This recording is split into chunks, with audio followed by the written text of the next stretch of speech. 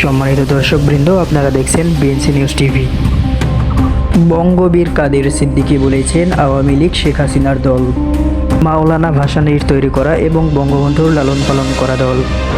এই দল বাংলাদেশের স্বাধীনতা এনেছে। আওয়ামী লীগ খুজুর বাঁধার পানি না। দলকে নিষিদ্ধ করার রায় দেওয়ার মালিক জনগণ। রোববার 11 মে টাঙ্গাইলের কালিহাতী উপজেলার বল্লা ইউনিয়নের রামপুর কোকরাইলে সাংবাদিকদের সঙ্গে আলাপকালে তিনি একথা বলেন।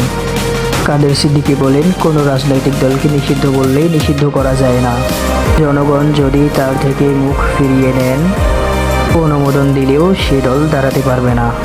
আওয়ামী লীগের যারা অন্যায় ও ভুল করেছে তাদের বিচার করা হবে এবং আইনের ধারায় বিচারের দাবি সাব্যস্ত হলে তাদের শাস্তি হবে, কিন্তু কোনো পরিষদ সিদ্ধান্ত নিলেই সেটা কার্যকর হবে বা এটি শুদ্ধ, এটি ভাবা ভুল। সম্মানিত দর্শকবৃন্দ, আমাদের সঙ্গে তখন থাকার জন্য অনেক অনেক ধন্যবাদ।